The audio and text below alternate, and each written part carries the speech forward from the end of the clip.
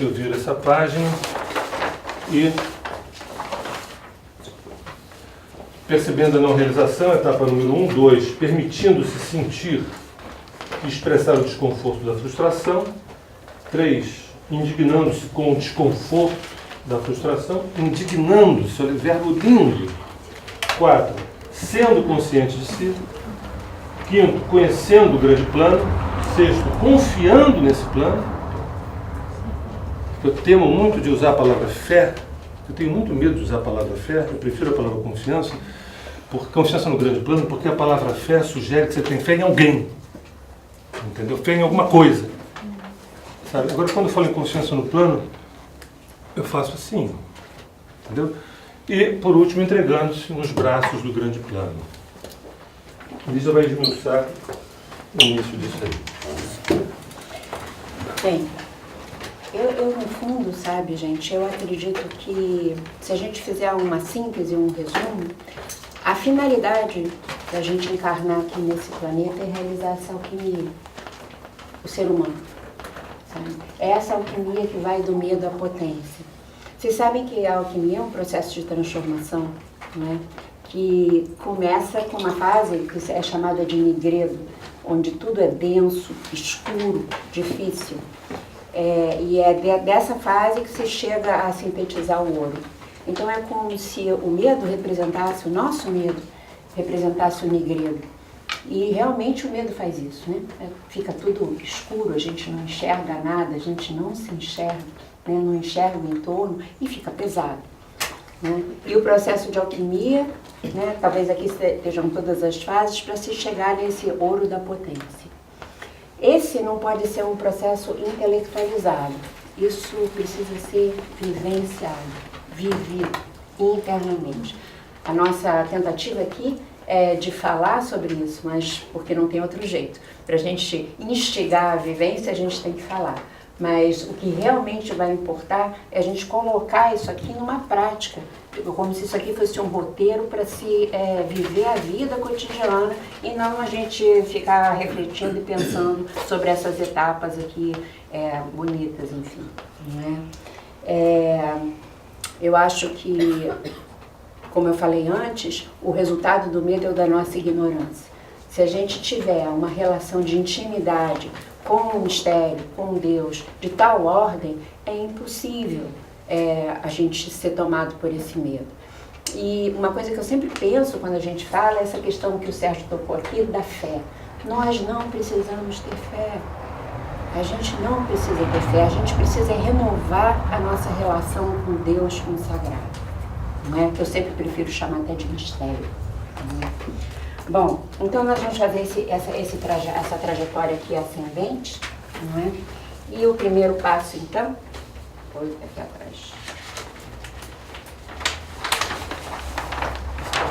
Vai ser percebendo a não realização.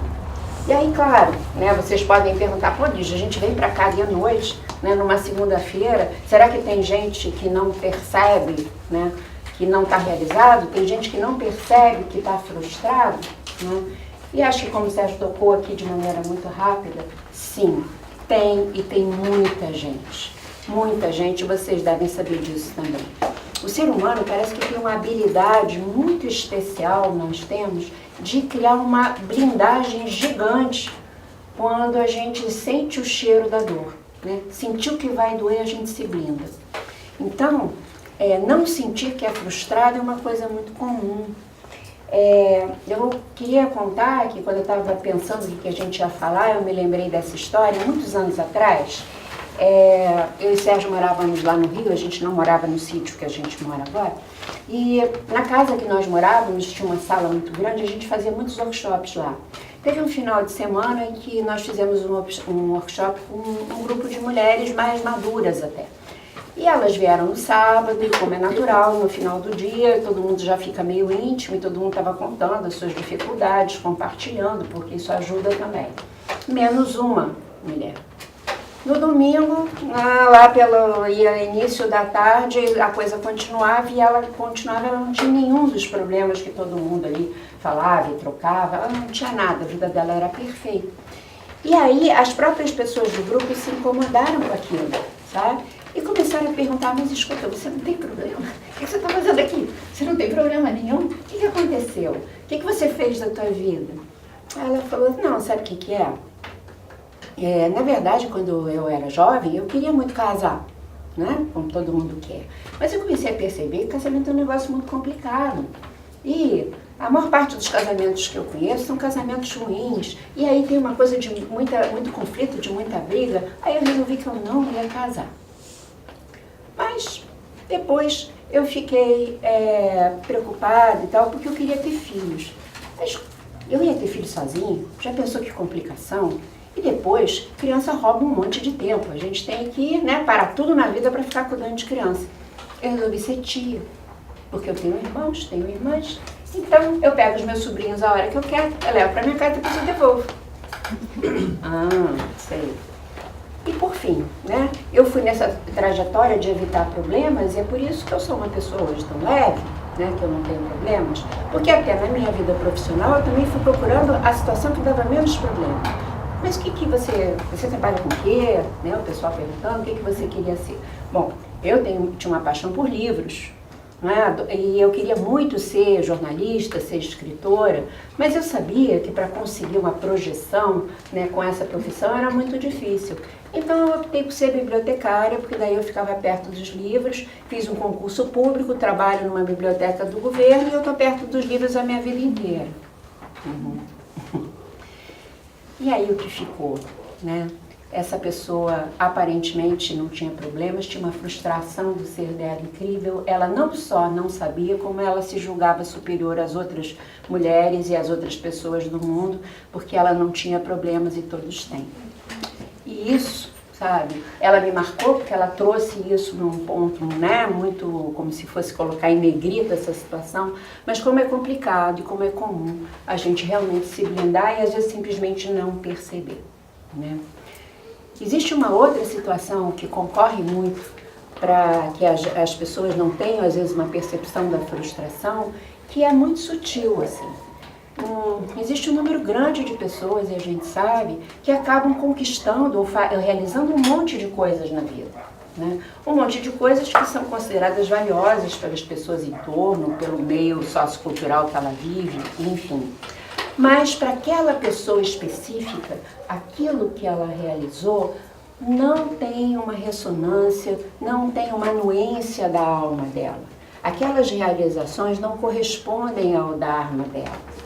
Então, por mais que ela tenha realizações que são às vezes até invejadas por outras pessoas, a alma dela está sofrendo de desnutrição. A alma dela está fragilizada. E isso acontece com uma frequência enorme, quer ver? Eu conheço um número enorme de pessoas que têm um casamento estável, que têm uma família saudável e correta, que têm uma vida econômica também confortável e que viaja muito, tem amigos, tem tudo isso. E aí a gente olha às vezes e vai a fundo com as pessoas. Esse trabalho que a gente tem permite que a gente tenha muita intimidade com as pessoas, isso é muito bonito, é um trabalho sagrado, eu acho, que eu agradeço muitas vezes de ter. Mas a gente acaba percebendo que aquele casamento estável é o resultado de uma relação entre duas pessoas que o homem e a mulher envolvidos naquela relação não têm os seus corações nutridos. E que nem a relação é um lugar que provoca crescimento e desenvolvimento dos dois. Aí a gente vai perceber que aquela família até se reúne nas festas, mas tem um pote de mágoas, claro que toda família tem, mas ali tem um pote de mágoas enorme escondido e que ninguém toca. Fica até se brincando muito, às vezes, nos encontros, para se evitar tocar naquilo. A gente vai perceber que às vezes aquela pessoa conseguiu uma situação econômica estável, mas ela realizou um trabalho que não tinha nada a ver com a alma dela. E isso é um monte.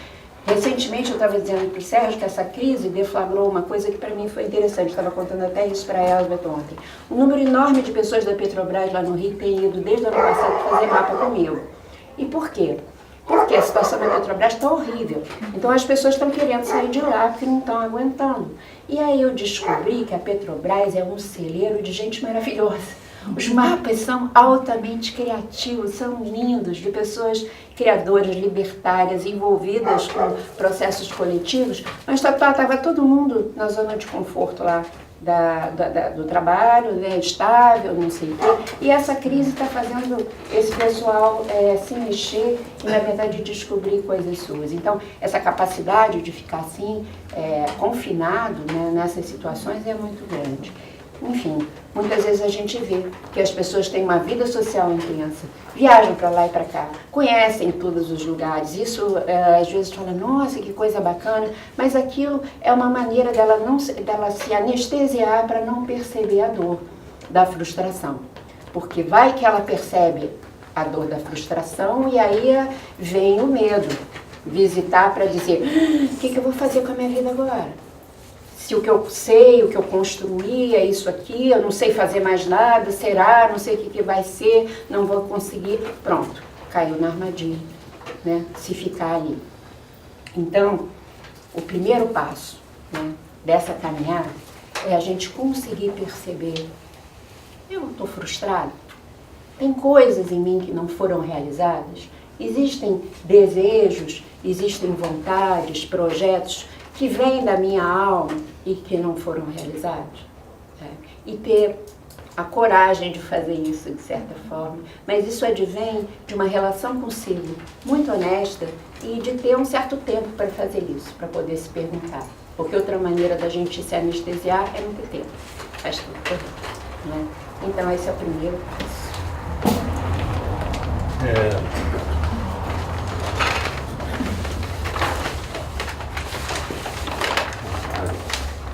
O segundo passo, permitindo-se sentir e expressar o desconforto da frustração. E coloco um pequeno texto aqui, que é o poder do sentir. Poder do sentir. Queria que isso ecoasse bem, o poder do sentir, se permitir sentir. O poder do sentimento. Diferenciar sentimento de emoção. Emoção é algo periférico, e os filmes de Hollywood mexem bem com isso. Sentimento é algo mais profundo, sentimento rima com discernimento. Né? O poder de sentir, o início do processo de purificação, no ato de expressar, o início do processo de decantação começa na catarse de você falar. Isso não vai resolver, mas começa a abrir poros para você poder receber uma nova informação sobre aquela questão. Expressar é uma catarse, que é o processo de purificação, eu diria, de dreno da frustração. Dreno da frustração. Vocês certamente nunca ouviram falar esse termo, que eu também nunca tinha ouvido falar. Dreno da frustração. Frustração é como se fosse uma espécie de coágulo. E você começa a poder falar, expressar, de preferência não jogando pérolas aos porcos, de preferência não falando com quem não tem escuta, de preferência não falando para aquela pessoa que na verdade vai te jogar para baixo. A gente tem terapeutas ou tem pessoas queridas, amigos, e que ainda a gente consegue falar. Que é muito importante também que a gente não perca o interesse pelo outro. Né? Isso é tão idiota falar um troço desse, tão revolucionário falar um troço desse. É importante que a gente não perca o interesse pelo outro. Porque o outro, no mínimo, o outro é aquele que nos devolve a nós mesmos. Se a gente não tiver escuta para o outro, né, a gente não tem escuta para a gente. E uma coisa que eu coloco aqui é o seguinte: o processo de purificação daquilo que está encarcerado no nosso medo, encarcerado numa educação do apequenamento, na cultura do tá bom assim, tá bom assim. Cultura, nós brasileiros conhecemos muito bem isso. Nos falta muito a palavra excelência, a palavra capricho, isso de um modo geral. Quando eu falo do Brasil, eu estou abrindo para falar do Oiapoque ao Chuí. Nosso país não se caracteriza pela excelência, pelo capricho. Tá bom assim, entendeu? Então, isso tudo vai gerar esse coágulo chamado não sei como eu queria, não sei como eu gostaria. Tá bom assim. E falar, expressar e sentir é colocar um dreno nesse coágulo. Né? Lígia vai falar. Indignados. Terceiro passo, indignando-se com o desconforto da frustração. Eu acho sempre que a indignação é um artefato que Deus coloca no nosso coração, assim, né? Embora às vezes, né, momentaneamente a gente fique agitado, né, mas é uma agitação fértil e necessária.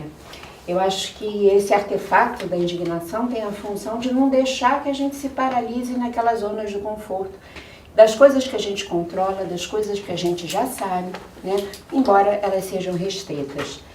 E eu acho que também a indignação não deixa que a gente caia nas armadilhas daquela vozinha maligna que vem, no fundo, é um desdobramento do medo. Sabe que vozinha maligna eu estou falando? É aquela que diz assim, a vida é assim mesmo.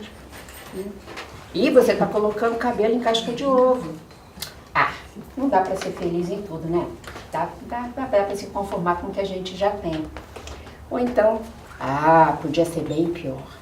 Podia. A gente conhece isso, né? Então, eu acho que a indignação nos move, sabe? Exatamente para que a gente não fique preso no pequeno, no menor. Mas o que seria o pequeno, né? Eu estou falando aqui.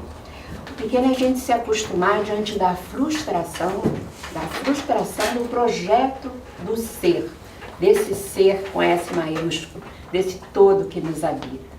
Né? É deixar que o projetinho do nosso ego, autônomo, que se relaciona com uma camada da vida desse tamaninho, e ele também é uma camadinha assim, da nossa constituição, fininha assim, que esse projeto desse ego, desse projetinho seja vitorioso em função, sabe, desse grande plano. Porque o projeto do nosso ser é servir ao grande plano. A gente está aqui, cada um de nós, a serviço do grande plano divino se realizar. E esse grande plano, eu acho que ele quer que a gente trave o que nós chamamos em mitologia do bom combate, que vocês já ouviram a gente falar aqui algumas vezes, né? Nas histórias de bom combate, que são essas lutas que a gente precisa travar com a gente mesmo para sair do pequeno e do restrito, não é? Existe sempre um herói nessas histórias simbólicas, né? E o personagem só se torna herói quando ele resolve lutar. Mas aí acontece uma coisa incrível em todas as histórias. Quando ele resolve lutar, surgem as ajudas mágicas. Você já recebeu ajudas mágicas na vida?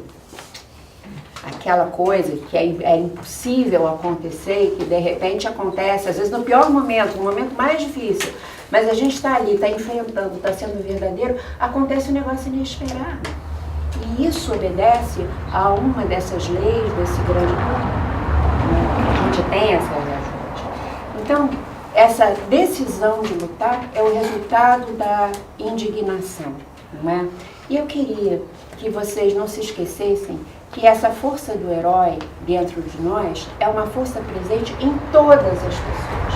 Todo mundo possui essa força dentro. Por isso que em psicologia a gente chama de arquétipo do herói.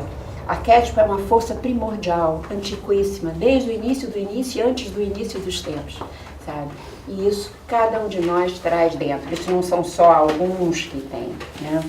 Tanto que, recentemente, eu acho que dentro dos 300 mil programas de televisão que eu já andei vendo, e vocês também devem ter visto sobre corrupção, lava-jato e tudo mais, há umas 2 semanas atrás teve uma reportagem a respeito de um funcionário público que ficou indignado e que recusou propina. Vocês viram isso? Não é? Ele falou não. Né? Então, o herói dentro de nós é aquele que é capaz de dizer não, mesmo que todo mundo em volta esteja dizendo sim, mas você sabe que aquilo não é para você e aquilo não é correto no sentido mais amplo. Que você tem a possibilidade de dizer não. Agora, quando a gente acha um aqui, né, que consegue fazer isso, a gente está batendo palma. Então, o nosso terceiro passo é essa indignação, mas eu vou falar para vocês que é uma indignação amorosa. E o que eu estou querendo dizer com isso? Não é? É uma indignação amorosa contra nós mesmos, na verdade, da gente ficar indignado quando nos tornamos corruptos do projeto do nosso ser, mas ela é amorosa, porque eu não estou falando de culpa. culpa só serve para nos deixar mais paralisados ainda e dar mão para o medo. Então, eu estou dizendo que é preciso que dentro da gente exista um amor tão forte por nós mesmos e pela vida, que esse amor faça a gente tornar o nosso equívoco, o nosso erro, a nossa distração, sabe, um incentivo para que a gente continue a caminhada e dessa vez diferente, dessa vez fazendo de outra forma. Tá bom? Então é a indignação, mas a indignação amorosa. Até o quarto estágio, as coisas parecem realmente muito mais difíceis. Eu acho que são. Depois do quinto, sexto, sétimo, as coisas são menos difíceis. Menos e menos e menos difíceis. A gente já passou da metade do caminho. Esse é um dos pontos mais difíceis que quando a gente entra num processo de terapia, de busca, de autoquestionamento, que a gente começa a conhecer a nossa sombra. Conhecer a nossa parte que a gente procura esconder, ocultar através de posturas que a gente inverniza, a gente faz uma pátina para tentar esconder o nosso lado feio, né? Quando na verdade um processo honesto de mergulho busca é fazer com que a gente na verdade acabe amando o nosso lado luz e o nosso lado sombra. Se existe um final do filme para esse processo, é o verbo integrar. Integrar luz e sombra. Integrar claro e escuro que há em mim. Integrar movimento e resistência. Movimento e resistência é igual a fluxo. A gente fala muito no Tornar-se Presente sobre surfar o fluxo. O fluxo é movimento e resistência. Movimento e resistência. Essa é a nossa coreografia, né? Aprender a reconhecer aquele, isso é muito importante, aprender a reconhecer aquele que em nós está a serviço do grande plano. E reconhecer aquele outro que em nós se acomoda em ser um funcionário do sistema de desanimação do indivíduo, SDI, Sistema de Desanimação do Indivíduo. Esse sistema de desanimação do indivíduo é todo e qualquer sistema que nos sugere a gente poder perder a nossa alma, a gente se desanimar é perder a ânima, é perder a alma, em função de segurança, estabilidade, disso, daquilo outro. Nesse momento, né, a gente tem aquele que em nós está a serviço do grande plano. Esse nunca saiu de casa, ele está em casa, pleno. E aquele outro que acaba sendo um funcionário, né, desse sistema de desanimação do indivíduo. Esse sistema faz com que a gente queira ter um dono. Que a gente queira ter um dono. A gente não fala isso para não pagar mico, né? Mas no fundo a gente queira ter um dono. É muito mais legal ter um dono. Quanta coisa que a gente deixa de se preocupar. A gente não fala isso. A gente não fala assim. Mas se algum maridão for dono, ou alguma esposa for dona, ou um patrão for dono, ou um avô for dono, a gente já resolve tantas coisas, né? Mas não resolve absolutamente nada, só posterga, só retarda. Então, há em nós, e a gente vai, no próximo trabalho que a gente trouxer aqui, a gente vai mostrar que há em nós, dentro da nossa Constituição, uma chavezinha, dentro do nosso DNA energético, há uma chavezinha que, se a gente esbarra nela, a gente tem um desejo enorme de ser levado, ser levado, porque é mais fácil ser levado. Então, em nós tem esses dois lados que a gente precisa ter esse discernimento entre aquele que está a serviço do grande plano e aquele que quer, na verdade, servir a esse sistema de perda de alma, né? Eu quero lembrar que eu citei no início o que eu falei de quadrilha. Isso a gente está careca de saber, mas é importante dar uma formataçãozinha. Eu selecionei, só para ser sintético, eu selecionei 5 instâncias dessa quadrilha. Da quadrilha do SDI, Sistema de Desanimação do Indivíduo. O primeiro é o sistema financeiro, o segundo é o sistema político, o terceiro é o sistema religioso, o quarto é o sistema de saúde, com a indústria farmacêutica, e o quinto é o sistema alimentar. Essa tropa junta, salvo exceções, mas essa tropa junta, ela nos prepara para a gente ser manipulado. E nos prepara, já de longuíssima, não tem nada, nenhuma novidade, não tem nada novo, não tem nada novo. Mas é sempre bom lembrar que essa tropa junta faz o impossível, mas faz com a maior facilidade, porque me engana que eu gosto, a gente também curte. A gente também curte. Então a gente está topando. E eles têm um projeto de fazer com que a gente seja levado para onde essa turma quer que a gente vá. Que não é exatamente para o lugar da consciência, que não é exatamente para o lugar do amor, e sim do servir a uma máquina de engrenagem. Então, O poder de alguns. exatamente. Então, e quero lembrar só, termino a minha fala lembrando o seguinte: esse momento que a gente vive no Brasil, corrupção, violência, essa coisa toda, a coisa que mais me deixa indignado não é nem a corrupção. Né? A coisa que mais, por exemplo, eu estava conversando com o Elvis, toda a nossa trajetória aqui, a Lígia, minha, da Elvis, e acredito que de muitos de vocês aqui, esse trabalho que a gente faz, ele só é possível através da verdade. A gente não pode ajudar ninguém através da mentira. Nunca conheci uma pessoa que curasse ou ajudasse a cura através da mentira. Tá? Se existe uma lei também imutável, é o seguinte: quer falar de cura, temos que falar de verdade. Quer falar de amor, a gente tem que falar de verdade. Quer falar de autorrealização, a gente tem que falar de verdade. Não é a verdade, mas a verdade que eu sinto e aquilo que eu dou conta de. Né? E não é bem isso que acontece, né, nas engrenagens que são responsáveis por nos gestar, por nos administrar. Essas engrenagens só funcionam a partir da mentira. Porque se entrar a verdade ali, desmanta só a verdade. Não precisa ser nada. Então, esse conhecimento de si, o resumo dessa obra é ir ao encontro da verdade, da tua verdade. A partir daí você começa a desmantelar. Agora, isso dá um trabalho, que é o trabalho que a gente está tendo, como quem diz assim, está caindo uma série de pessoas e diz assim, mas qual é o refil? Onde é que está o refil? Como é que a gente vai repor? Entendeu? Mas se a gente ficar com essa preocupação, a gente tem que enterrar o defunto. Entendeu? Para pensar, antes de pensar em quem vai nascer, e o conhecimento de si significa enterrar o defunto, aquele que tem medo de si mesmo, para aquele novo que vai brotar dentro de mim, que eu não sei quem é. Né?